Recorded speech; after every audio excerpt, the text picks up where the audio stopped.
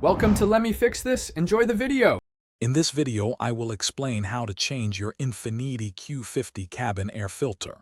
First, locate the glove box on the passenger side and ensure it is completely empty.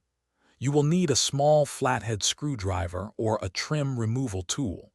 Make sure you have your new cabin air filter ready to go, noting its airflow direction for later installation. Now, let's get that glove box out of the way.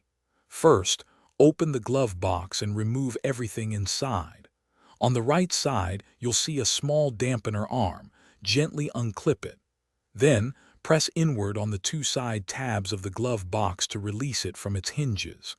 This will allow the glove box to swing down and out of the way. With the glove box down, you'll see the cabin air filter housing. There are usually two clips holding the cover in place. Unclip them and remove the cover. Carefully pull out the old filter, paying close attention to the airflow arrow printed on its side. This is crucial for proper air circulation. Now, insert your new filter, ensuring its airflow arrow points in the same direction as the old one.